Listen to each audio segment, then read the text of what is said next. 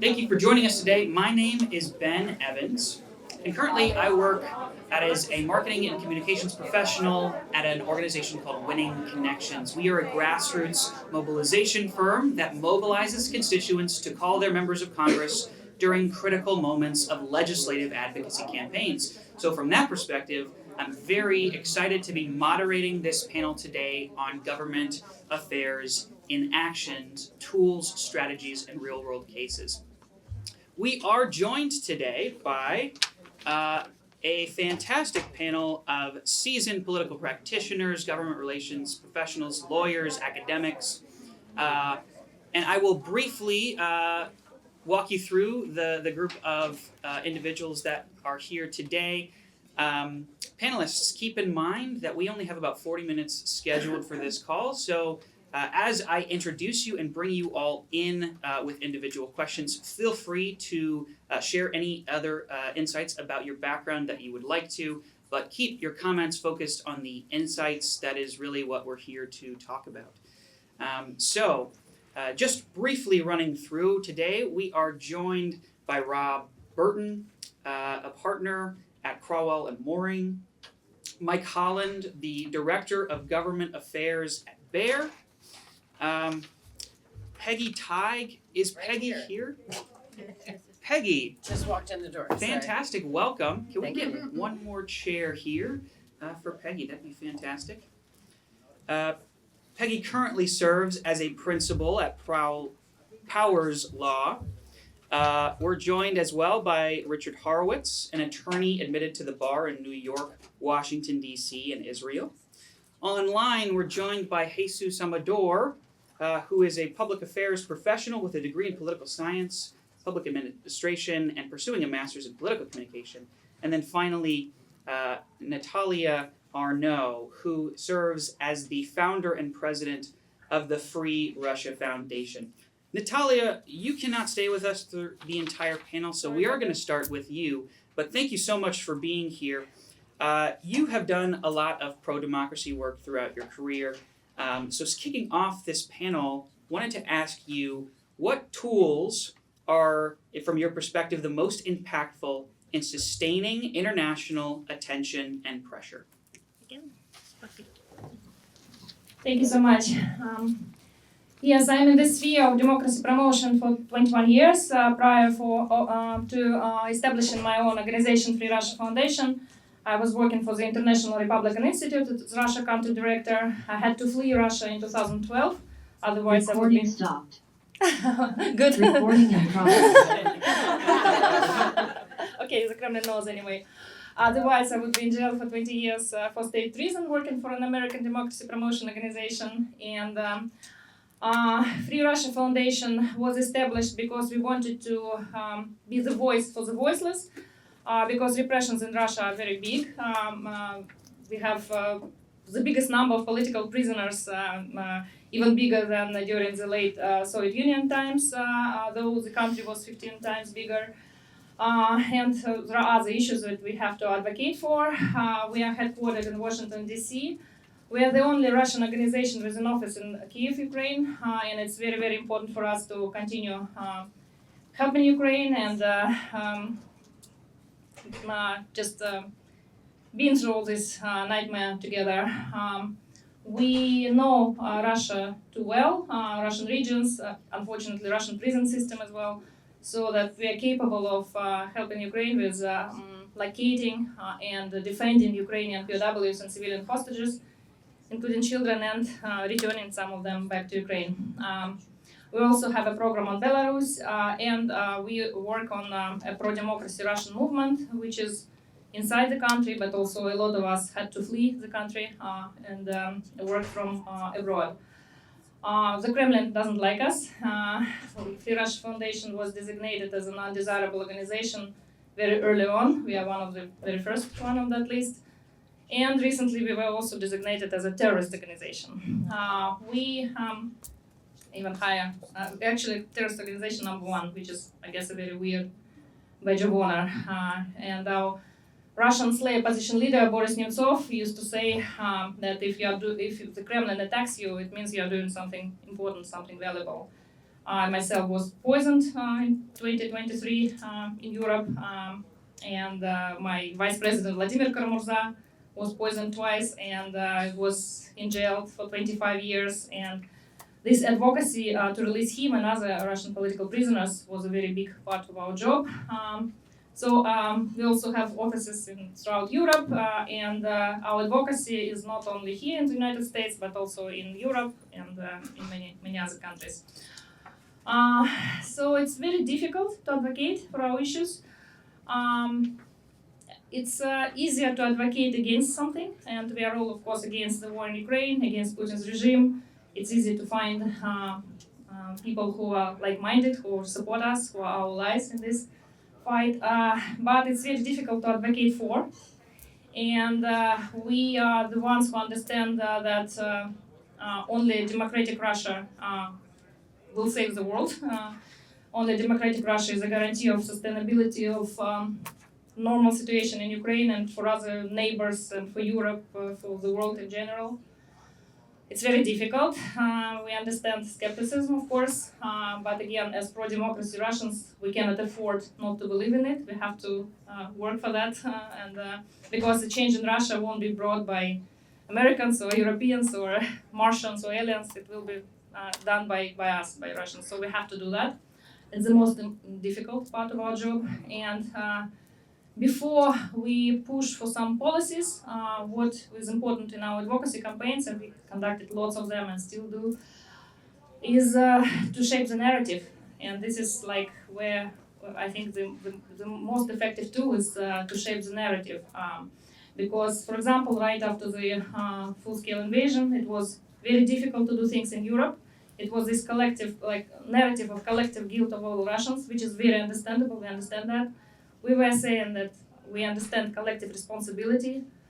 Guilt is a different thing. If you are all guilty, then nobody is guilty. There are exact, concrete people after each crime that the Putin's regime is conducting. And so we were saying that we, pro-democracy Russians, were the first victims of Putin's regime. We were the first to warn the world about the danger of Putin's regime, about the danger of cooperating with this regime, because it became as strong, because again, the West had all these open doors for this regime and strengthened it as well. Of course, we were not strong enough, but also we were saying that we are agents of change. Again, with our, if you all believe in our vision, then the situation can change. Otherwise, it would be we are all doomed. Because Putin is quite crazy, and it was unbelievable enough that it attacked Ukraine. It was very unbelievable before that it attacked Georgia. But of course, he started all these repressions internally, and all these internal repressions eventually led to external aggression. So another thing in our advocacy is that it's very important to use third-party messengers, not to be like lone voices. And when we meet and push for our campaigns, it's always very stronger if we are reinforced by those trusted influencers, think tankers, like journalists and human rights defenders, and so other advocates, like-minded advocates, who can reinforce our messages, our campaigns, and then we are not alone, and there is a chorus of all this. Also, for us, it's very important to understand when we do our advocacy, it's very important to understand not only institutions, but also cultivate relations with people, and also understand political cultures. Again, everywhere the situation is different, and with the change of, some president or some other, somebody who is in charge of this or that sector, everything can change. So it's very important to understand all these dynamics, all the priorities, and again, then our messages can land faster. I was asked to talk here about this campaign to release political prisoners, and I don't know if you know that, but it was a very historic event when about 8 democratic countries were negotiating with the so this coalition of the willing was negotiating with the coalition of the killing with Russia and Belarus. And it was the first time in 38 years when not only American or German hostages of the Kremlin regime were returned back, but also this exchange included a number of very important Russian dissidents, including Vice President of my organization, Vladimir Karamurza, many other dissidents, and it was a very, again, very long process. And but the advocacy for political prisoners, anybody who is in Russian jail, and it's not only Russian citizens, again, it's a very big part, Ukrainian POWs and civilian hostages, but also, again, citizens of many other countries. So this advocacy is unfortunately needed even more because, again, the Kremlin, like Lukashenko in Belarus, they use people as a fuel, as a raw material, again, as a like something to trade. And unfortunately, we have to deal with it very carefully, but also understanding, like, for example, now there are negotiations about the so-called peace deal. We don't believe when Putin is in power it can be a very fair and just and sustainable peace for Ukraine. But what we are saying is it's very important to push not only for sanctions for territories, but also very important to remember about people. And there is, of course, in any negotiation, there is an understanding that Ukrainian POWs and civilian hostages should be released, but it will be only 10% because the Kremlin created the entire ghost system of gulags, and not everybody will be identified. So now our work is very important to find all these people, to identify in this huge country where all these people are. So again, lots of other things, advocacy campaigns that we conduct, and yeah, we'll be happy to answer questions or Fantastic. Well, I do want to be conscious of your time, since you can't stay Yes. with us throughout the entire panel. But it sounds like a combination of framing the narrative, coalition building, and making sure that different voices are all kind of a part of shaping that. So thank you so much for your insights. Now we will be turning to Robert Burton. And so thank you so much. And so regarding the proposed federal acquisition reforms under the Trump administration, what are the most significant implications for contractors and international suppliers? And how are lobby efforts structured to counterbalance these reforms? Okay, Ben, thank you very much. Thanks so much for having me. I appreciate it. I'm with the Crowell Moran Law Firm, which is the largest government contracts law firm in the United States. And before that, I worked just across Lafayette Park in what's called the Office of Management of Budget and headed up something called the Office of Federal Procurement Policy. That's the office that is now, under the Trump administration, taking the lead in reforming the federal acquisition process. So just a couple of thoughts here. This is a huge effort by the Trump administration. Nothing's actually happened to this magnitude during my entire career. But when we think about lobbying, you always think about the Hill, right? Everybody runs to the Hill. That is not the way to do it in the Trump administration. So my old office, which a lot of people haven't even heard of, right? The Office of Federal Procurement Policy, it is the office that is really the policy heartbeat of this whole effort. They do not care what the Hill thinks. They do not care. I've been up to majority, minority staff. They basically will admit we have really very little influence here with respect to the Trump administration. They don't, even for majority, the Trump administration really doesn't want to hear from us. So we have really been lobbying, and I don't even want to use that word, these are advocacy efforts at the agency level within the federal government. Primarily OMB, which is part of the Executive Office of the President, the General Services Administration, which is also taking a very lead role in reforming the acquisition process on behalf of the Trump administration, and agencies, Department of War, for example, pretty big spender of federal dollars, and have a lot of influence on where we're going with this reform effort. So in a nutshell, what is this reform effort all about? The Trump administration does not like all of these regulations. The Federal Acquisition Regulation, which is this big book, somebody actually weighed it, how many pounds it was. It was sort of interesting. So they want to skinny it down, right? They want to slim it down here. They're doing not too bad of a job as far as slimming. It's 2,000 pages. They've cut out 600 pages. 175,000 words have been removed. But here's what's most significant. They've removed over 1,200 mandatory requirements. When I say mandatory requirements, these are mandatory requirements that were put in by the regulators, not Congress. So what they're going to do in the new federal acquisition regulation, which is going to be going out now for public comment and for formal rulemaking, which will probably take the rest of the year. But in 2027, you will see the new FAR. So what's it really going to be? It's going to be slimmed down to having all of the statutory requirements, and there are a lot of statutory requirements. But then there's this new thing that they have created, totally new, called the FAR Companion, the Federal Acquisition Regulation Companion. It's our companion. This is all non-regulatory stuff. They have removed mandatory requirements and either obliterated them, gotten rid of them entirely, or moved them into the FAR Companion. Instead of using the word "you shall do this," you should do this, maybe. It's a good idea, best practice, I don't know. And it starts off, this FAR Companion document starts off by saying, hey, you lawyers, and I'm paraphrasing, you lawyers, don't even think about suing, don't even think about a protest. We don't like how much problems we create in our acquisition system. So this is guidance, it's not, no one has to do it. This is the biggest change. They're calling it the FAR revolution, the revolutionary FAR overhaul.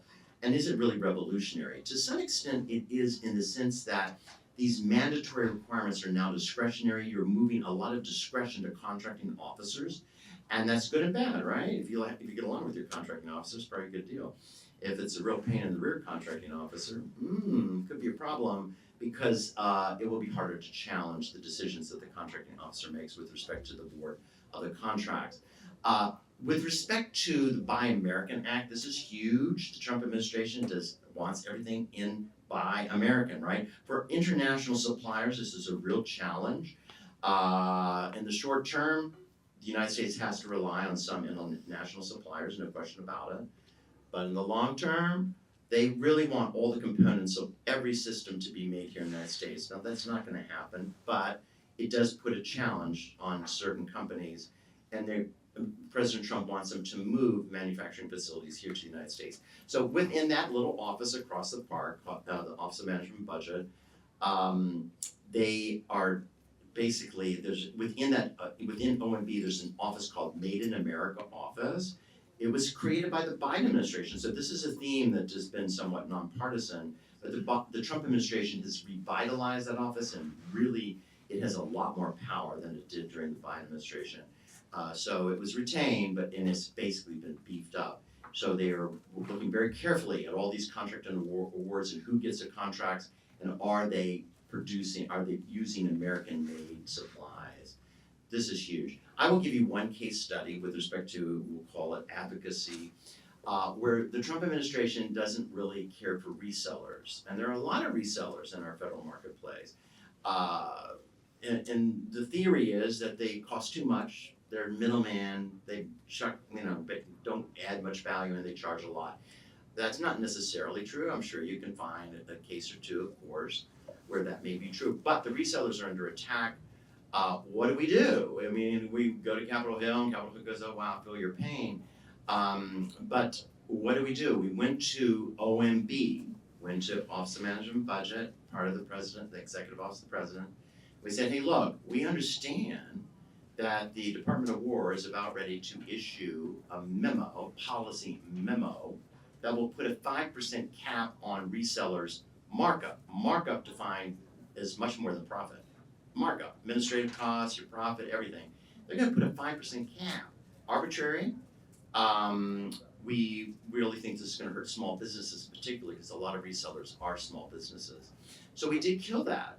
But we didn't kill the effort. I mean, the effort is still out there. But OMB raised the issue and said, we think this is heavy-handed. We think this is maybe a little over the top. Is there another way to control or oversee the resellers without putting a cap on the amount of profit and markup they make? So now we're waiting for the next shoe to drop. We're waiting to see what does OMB do in conjunction with other agencies like the General Services Administration and the Department of War. What are they going to do with respect to controlling or overseeing the resellers, who are huge in the market space, especially in IT. In IT, you have what are called IT value-added resellers. they are very concerned about what the administration is headed. So the advocacy here is really focused on the White House and the agencies, not so much Capitol Hill. There are tons of statutes governing our procurement process, tons. And there's not really a desire to have more laws. And the administration feels like we can do what we want through regulation. We don't need Capitol Hill. We don't need statutes. Thank you. We don't need any more laws. And so the emphasis, if you're a government contractor in this community, the emphasis is on Office of Management and Budget, GSA, Department of War. This is where we're trying to influence how this acquisition system, which is changing, exactly how is it going to look, what's it going to look like when everything is said and done. It is a huge deal, especially for people who do business with the U.S. government. All right, Ben, I think that's it. That was fantastically insightful. Thank you so much, Rob. Yes, thank you. Moving right along, we're going to turn to Mike now. So from a corporate perspective, Thank you. how do corporations like Bayer integrate government relations into broader business strategies while navigating competing regulatory priorities? Well, thank you, and thank you for the opportunity to be here with you today. So in Bayer, we're a large multi-divisional, multinational company, 3 divisions, pharma, agriculture, and consumer health products. They're all highly regulated. As you can imagine, you've got competing priorities for political capital expenditures, not just in the United States, but throughout the globe. So we have a pretty rigorous process and culture where we embed our government affairs and regulatory functions in with business leaders and business teams. So from the beginning of projects, government affairs or regulatory affairs has a seat at the table to the degree they wish or need to be involved in the development of the policies or the priorities. Then once we get a little further along, we engage in a process called value at stake evaluation. And so what we do there is try to determine what is the potential opportunity, what is the potential harm, what is the potential value of this policy challenge or opportunity. And so once you go through that process, you should have a fairly good understanding of how impactful different regulatory or government affairs policies, priorities have. And then the leadership of the company can determine which ones should be the priorities vis-a-vis the others. Fantastic. So for, I guess, an organization who may be trying to determine for themselves which are the most important areas that they should really be investing their political dollars and influence in, what would the process look like? What does it look like for Bayer? And then what would you maybe advise for someone who's a little earlier on? Yeah, so the process looks as I just described it for Bayer. But for others, I think that depending on your resources, the first thing you need to understand is the potential impact of the proposed or the actual policies having on your company. So what is it costing you in terms of actual costs of doing business, but what is it costing you in terms of opportunities? You can think of any number of scenarios where a regulation could cause you to lose market share, could cause you to lose revenue. It may cause you to lose an entire business line, depending on how draconian or impactful or overreaching the regulation or the government policy is. And so the first step is to identify what your threats and opportunities are. Then you need to look at your resources in terms of, what is your capability? And you may or may not have the ability to fight 3 different policy priorities at once. And so you may have to further prioritize amongst those 3. Fantastic. Thank you for your insights. We are going to turn now to a legal perspective. Richard, from a legal standpoint, how do different organizational structures, particularly trade associations, nonprofit, and tax-exempt organizations, shape lobbying capacity and compliance requirements? And what are the strategic advantages and limitations to these models? Okay, thanks for the question. because I've been asked to speak about the basics of nonprofit law and tax-exempt law as it relates to this industry. So the first question is, if you want to form a government relations, lobbying, or advocacy group, should it be for-profit or non-profit? My answer is, well, that's not a legal question, that's a business decision. Think to yourself, first thing I think you should think to yourself, is it easier for me to raise $100,000 in donations, or is it easier for me to raise $100,000 in capital, or show $100,000 in profit? Think through that and make your decision. But that's a business decision, not a legal decision. Next question I'd like is, can a nonprofit organization make a profit? The answer is certainly, of course. So the question then is, why is it called a nonprofit organization? The answer is a nonprofit organization is a term of art. It has a certain meaning, not a dictionary definition. The meaning is a nonprofit is an organization whose profits are not shared among the owners, shareholders, or officers of the organization. Meaning that money remains within the organization to be spent on the reason for which it was raised, but not used as profits among the owners or shareholders. Next question is, does a nonprofit have to pay taxes on the money, on the profit that it makes? The answer is yes, unless it's a tax-exempt organization. So what does that mean? Why would you be a nonprofit and then have to be a tax exemption? Why not be tax and get a tax exemption? Why not just get a tax exemption? The answer is, the difference between a nonprofit and a tax exemption is nonprofit is how you incorporate. You incorporate by state. Tax exemption is federal. You need a tax exemption from the IRS. But when you incorporate, you tell the State Department of State, often Delaware, but you tell the State Department of State if you're incorporating as a for-profit or a nonprofit. It has to keep its records. And then if you're a nonprofit, then you apply to the IRS for a tax exemption. That comes from the federal government. Tax exemption means you don't pay taxes on the money that was raised for the tax exempt purpose for which you raised it. There's a question of unrelated business income tax if you are a tax exempt organization but you raise money through an unrelated business. Some of that might be taxable. But the difference between a nonprofit and a tax exemption is a nonprofit is how you incorporate with the state. Tax exempt is the status you get from the IRS, meaning you don't have to pay taxes on your profits. Why would a nonprofit not become or apply for a tax exemption? There's really no reason. Tax exempt organizations are always nonprofit. So why both categories? Because one is state, one is federal, they mean different things. Without the tax exemption, a nonprofit can't do all that much nonprofit work. With the tax exemption, then no pun intended, you're in business. So now, you get your tax exemption, you're a 501c3. So now the question is, what does 501 mean?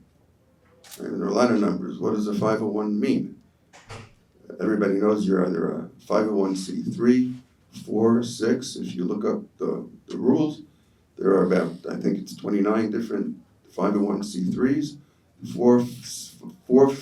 3, 4, and 6 are the most relevant to the people in the audience. 501 means you fit within Section 501 of Title 26 of the U.S. Code. What is the U.S. Code?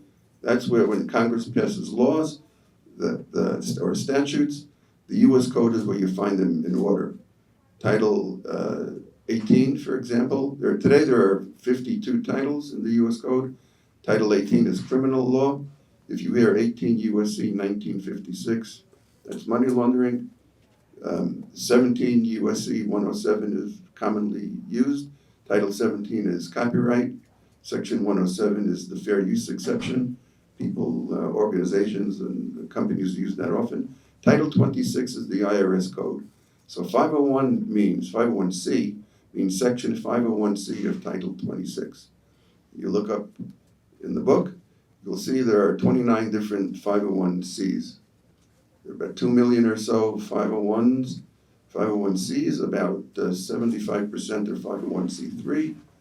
A C3 is a charity, religious, or educational institution. A 501c4 is a civic organization that's operating for the exclusive promotion of social welfare. I'll explain what that means. 501c6 is a business league, or what we would today call a trade association. Chamber of Commerce. Business league, Chamber of Commerce, real estate boards, the NFL. Why is it called a civic league and a business league as opposed to a trade association? Because that language was included when those statutes were created about 100 years ago. That's the language they used. But civic league or business league was the language at the time, and that's the language in the statute. The advantage of a 501c3 is that not only is it the profits are non-taxed, but the donations to it are tax deductible.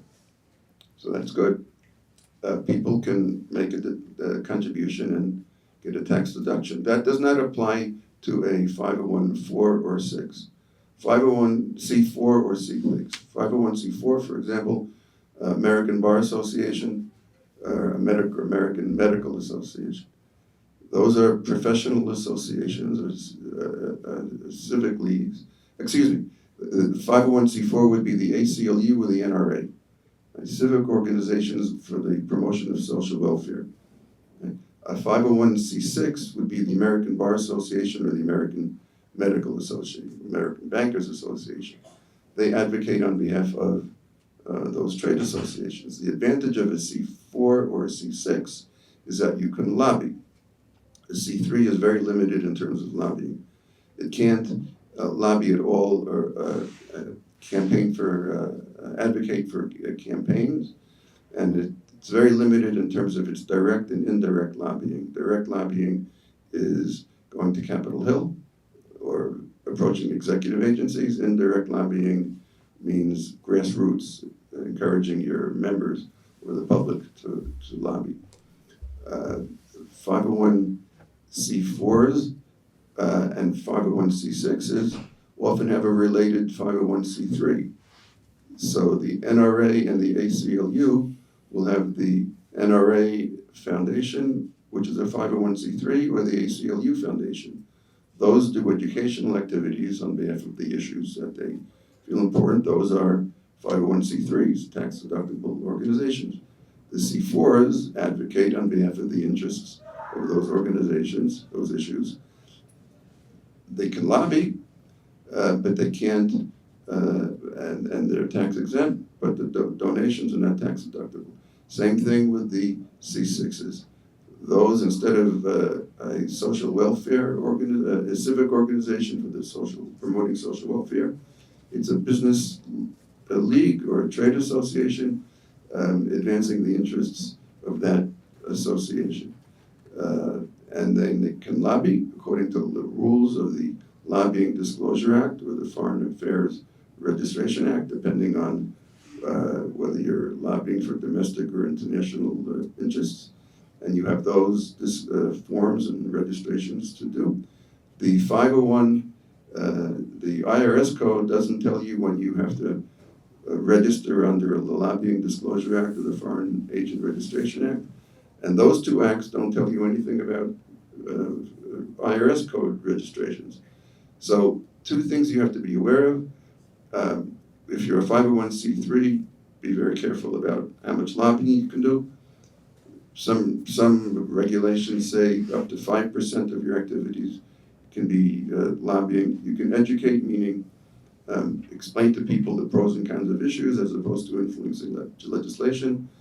C4s and C6s, you can lobby, but the contributions are not tax deductible. If you want if you run a C4 or a C6 and you want a related C3, that's certainly permitted. It's very common. You have to coordinate with a lawyer. Don't overlook the importance of accountants in all of this, because when you file the annual registration forms for tax-exempt organizations, much of what you're filing is numbers. How you raised your money, what you're spending your money on. The accountants have the numbers. They know how to fill out those forms. Lawyers have to look them over. I think the most important thing to remember when dealing with tax-exempt organizations is that the money that you spend, the money that you raise has to be spent for the tax-exempt purpose for which it's raised. That's the fundamental issue. When you're if for whatever the reason you have to interact with the IRS on these issues, my experience and my experience of a lot of my colleagues, the IRS tax-exempt division is not looking to cause trouble for you. The IRS tax-exempt division is looking to find fraud. In all likelihood, you're not committing any fraud, and they're not going to be bothering you. They have routine audits. They're just looking to see if things are in order. In all likelihood, if you have a proper accountant, proper lawyer, in all likelihood, everything's going to work out. If you're a registered lobbyist, Lobbying Disclosure Act, you have to get things right. If you're lobbying for a foreign agent, you're registered under the Foreign Agent Registration Act. That's an area of law that you really don't want to make mistakes. So make sure you are in touch with your lawyer. And with that, I will finish my remarks. Thank you so much, Richard. I feel like we could spend more time on the importance of these designations and what you're trying to do from your organization, but thank you so much for these insights. Turn it now to Peggy. It's great to be with you here today. Peggy, you spent nearly 8 years advancing the Improving Seniors Timely Access to Care Act, building broad bipartisan support and influencing both legislative and regulatory change. What specific government relations tools and strategies were most critical to you sustaining momentum for this bill over such a long period? The answer is all of them. So I'm Peggy Ty. I'm a lawyer lobbyist, and I work at a law firm. And I swore to myself I'd never work at a law firm because I have a personality. No offense. Haha, that was a bad joke. Kidding. No, I like to be out. I like to talk to people. I like to educate, and I do it with basis in law. I'm very proud to be a lawyer, as much as I joke about it. With that said, I worked for years for the American Medical Association. Prior to that, I worked for, and they are, by the way, a C3 and a C6. So, like you said, there's 2 designations for a lot of different organizations. But they have to have very separate boards, completely separate boards in order to do that legitimately. So I worked for the AMA, but just prior to that, I had worked for the Health Insurance Association of America. Wow, that's taken off one hat and put it on another, right? That's what I did. So I learned a lot about how health insurance worked and how it didn't work. And oftentimes I'd go give speeches to the Chamber of Commerce. And at the Chamber of Commerce, there was always a doctor in the back of the room. And the doctor would say, you know, this prior auth stuff, and they didn't say stuff, was a problem. When the insurer is between me and my patient and the decision I'm trying to make to get you the care that you need, that makes me really mad. I don't like those insurance companies. So it took me a while to figure out, okay, maybe I'll go work for the doctors. I have some doctors in my family. I kind of had that more interest and more proclivity in that area, and I landed a job at the AMA. So I started working at the AMA, and one of the first things I learned about was prior authorization. As luckily a healthy person, I didn't know what the hell prior authorization was. I had never heard of this, but boy, did I hear it from my mother and my brothers, the doctors, because they said this is the terror, the bane of their existence, having these people intercede in the discussion they're trying to have and the care they're trying to get to their patients. So I leave the AMA, I go into consulting, and the Trump administration, the Trump 1 as we call it, comes into play. And I have a client, a former woman I worked with at the Ophthalmology Association, now I'm in a consulting gig. And she says, what the hell are we going to do in the Trump administration on healthcare? And her very liberal view was that this administration is not going to care about healthcare. They're not going to do all the things that we've been doing with the Obama administration, the Biden administration. What are we going to do with this Trump administration? And I said, regulatory relief. Regulatory relief, to a couple of the other speakers' points, is a very big issue for this Trump administration, the first one and the second one. Getting the government out of the way of people and getting the government out of the way of doing things right. Not wasting all this time and wasting everybody's energy to get something accomplished. So, brainstorm, let's form a coalition. Let's put a coalition of medical specialties together. So I went head to toe. Ophthalmologists, neurosurgeons, podiatrists, cardiothoracics, all kinds of other medical association friends of mine from my AMA days, and said, you know what we should do? We should write a bill to go figure out how we can reform prior authorization because it's bad news. It is number one complaint from every doctor you've ever talked to. The advent of managed care is problematic. So the first thing we did, again, I'm putting on my lawyer hat, is we did the research, we did the homework, and we figured out where the problem was the worst. So in targeting a problem is also incredibly important in getting this right, is we found out that there's Medicare and Medicare Advantage. Anybody know the difference between the two of those? So Medicare is the traditional way after 65, or there's a couple of ways into Medicare if you're not 65, but generally it's for old people, right? I'm getting closer and closer every day. It's for old people, right? Now, Medicare Advantage came in about 20 or so years ago, and these insurance companies said, we have a better idea. We should manage the care so that doctors aren't just giving you everything, throwing everything at you, and you don't even need those services, they're unnecessary, they're blah, blah, blah. They had a point. They weren't wrong. But the pendulum swung, in my opinion, way too far in the other direction, where managed care started managing people's actual access to the care that they needed. So, Medicare and Medicare Advantage, we have two systems. Where is everybody? These people over 65 and others who belong to Medicare now had a choice. They could pick Medicare traditional, where there weren't all these prior authorization requirements in managed care, or they could go to this new sexy thing called Medicare Advantage, where you could get vision and dental and all these other neat benefits, and people signed up in droves. In just about 20 years, more than half of the entire Medicare population, that's Medicare and Medicare Advantage, jumped over to Medicare Advantage. They sold them. They come in and everything's gonna be dandy because now we're managing care and you're still gonna get the same benefits under Medicare because the law says that. And when we looked it up, the law did say that. It said you're going to get equal benefits even though we're adding this new thing called Medicare Advantage. It wasn't happening. So when we went to the first Trump administration, we said the problem is the delays in care. The delays in care could be weeks and could be months. And when you have cancer, or anything else frankly, it's a big problem that you're not getting the care right away because those literally tumors are growing in your body. So the Trump administration folks at the time said to us, oh, don't worry your pretty little heads. We've got an appeals process for Medicare. It'll be fine. You just go through the appeals. Well, the appeals were taking longer than the delays. So the game is, in my humble opinion, that the insurance companies were relying on the float. They were holding on to their money as long as they could hold on to it, and then eventually approving care. To the tune of 80 or 90% of the time, they would eventually approve care. But those people were sick here. And they were getting sicker here and costing people more money. So in putting together a bill, we built that coalition of medical specialty providers. We analyzed the law, figured out where the law was on our side, and then went to Congress and found the right champions. We found champions who were physicians. We found champions who had these personal issues in their family. We found a champion who said, believe it or not, it was a car guy who said, why aren't we doing automated prior authorizations? Why aren't we doing those electronically?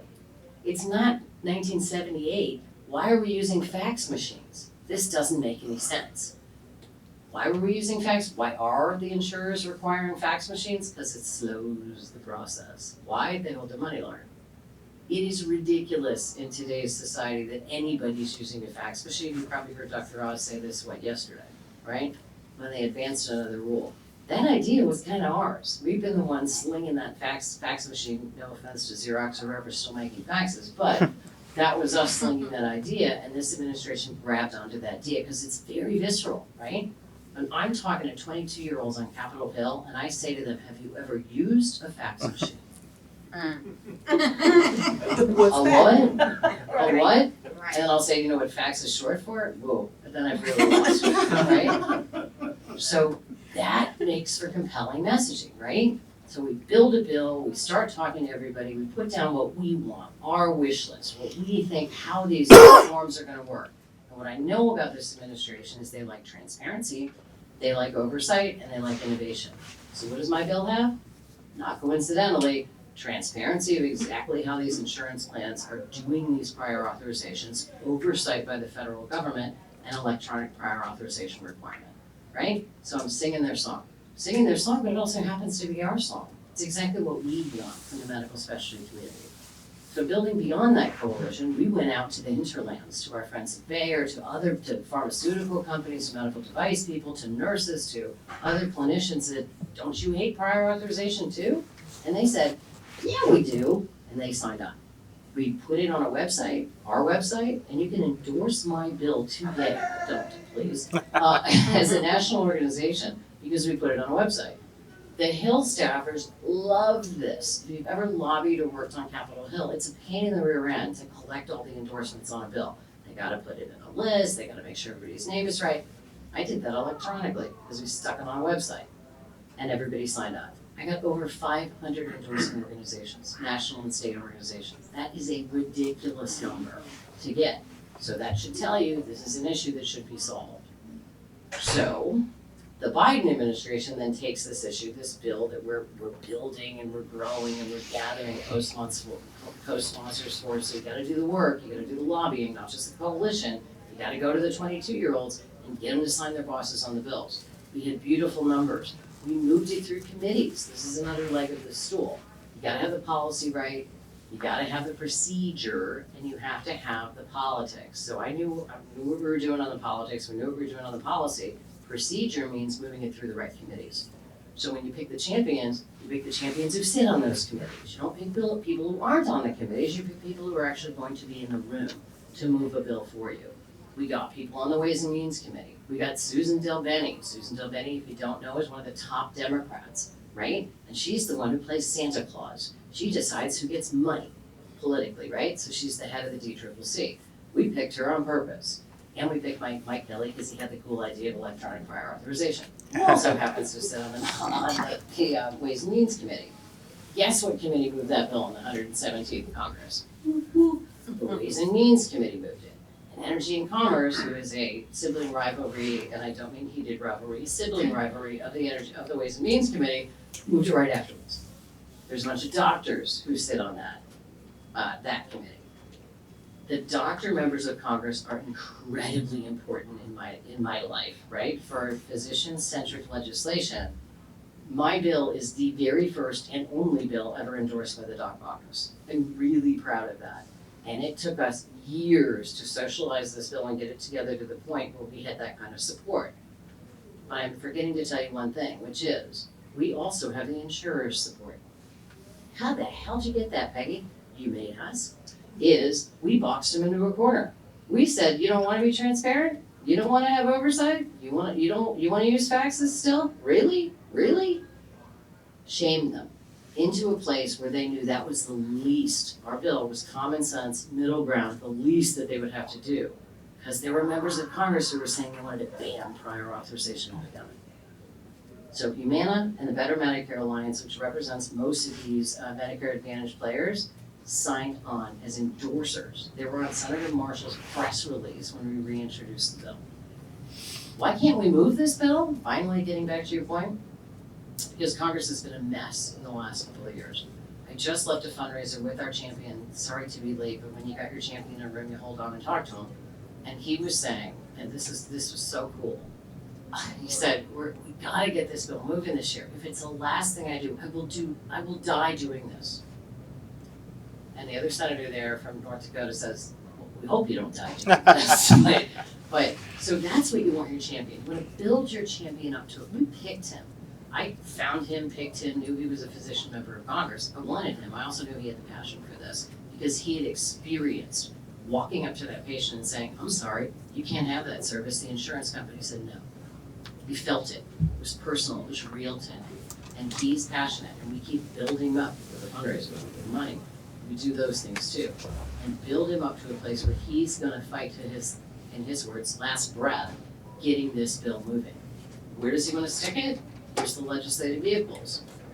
We gotta wait for a legislative vehicle. The Senate's not producing much. The House isn't producing much either, but more than they have in the last Congress, because you, the voters, are out there saying, what have you done for me lately? It's election time, people. It's midterms are coming up, right?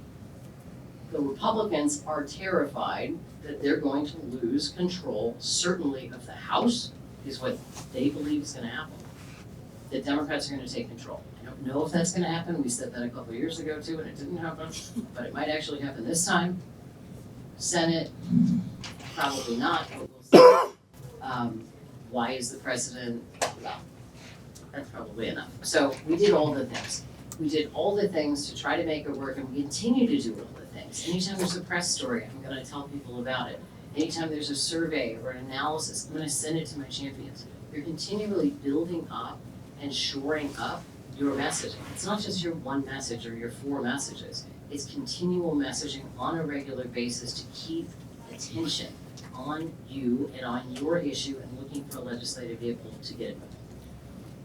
Peggy, thank you so much for walking us through the strategy behind the work that you've been doing. We do have one more question, one more panelist. Jesus, are you online? Yes, Ben, can you hear me? Yes, I can. Thank you so much for joining us today. This is our last question of the panel. And to you, I want to ask, in Mexico, you distinguished between 2 public affairs models, relationship-driven strategy and lobbying-based advocacy. How do these 2 models differ in effectiveness, and why is lobbying often perceived as a threat to national political interests? Okay, thank you. Trying to respond your question.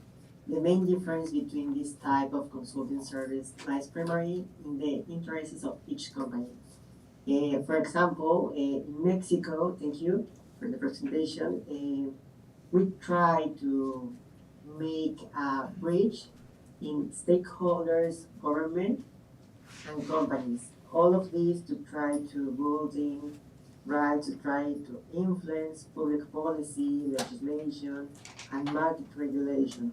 For example, in the other photo of the presentation, we study the case of Impact, that this company only seeks to build relationships with both legislation and administrative authorities. This to create a model business that for Impact is only necessary create a bridge that impulse his interests.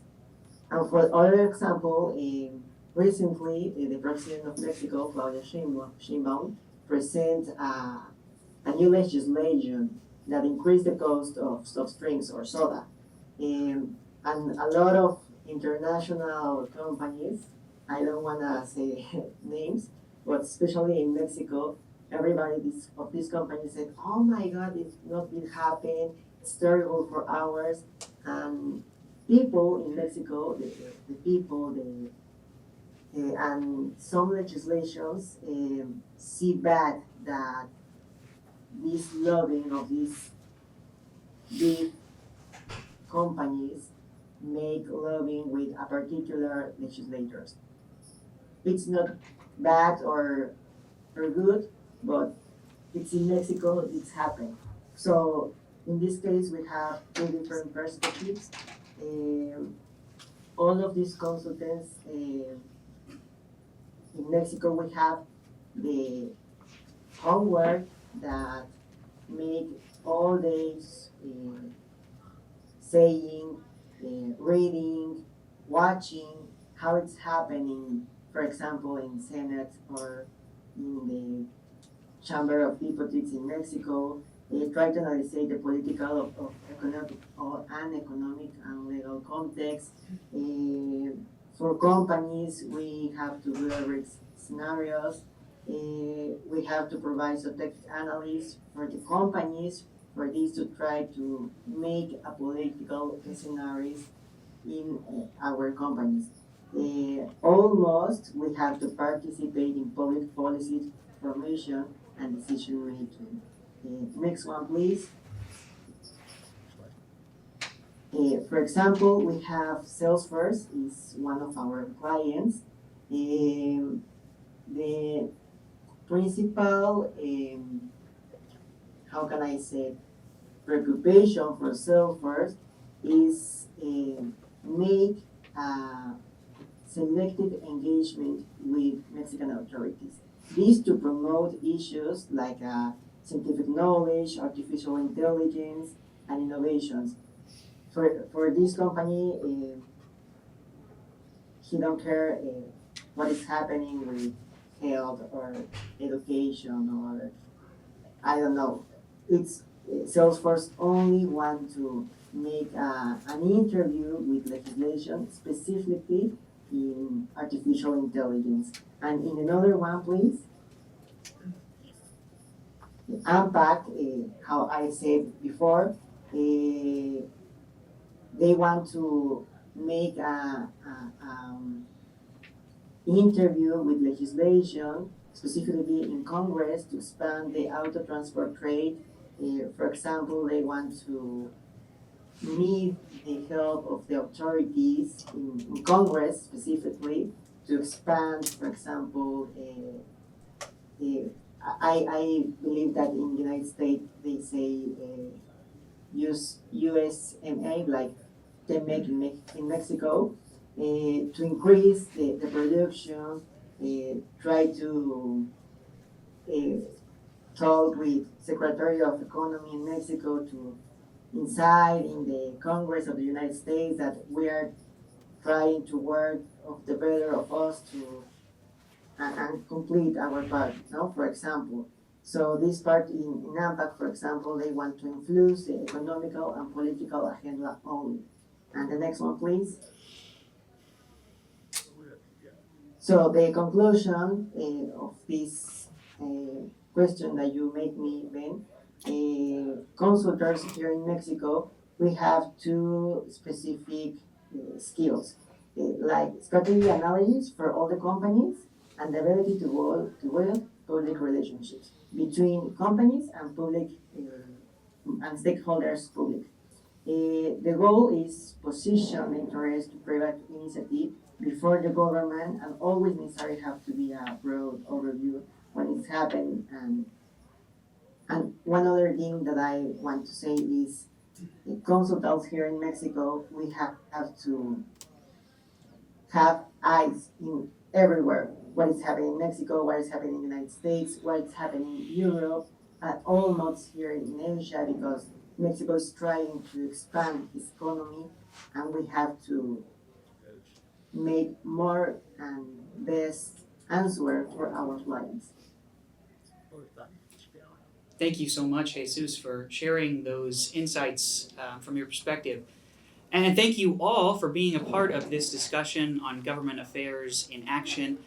Just 2 points, I guess, that stood out to me is it's really important to pay attention to who you are and what you're trying to do with some of your government affairs. Paying attention to the organizational structure is very relevant. But also, effective government relations does not rely on necessarily one strategy or the other. Obviously, it's interesting, all the changes that are coming to the lobbying industry, but understanding how you're engaging with your members, doing grassroots, how you're doing digital to get your message out there and really shape the narrative around what you're trying to do. So thank you all for being here today and sharing your insights. Let's give everyone one more round of applause.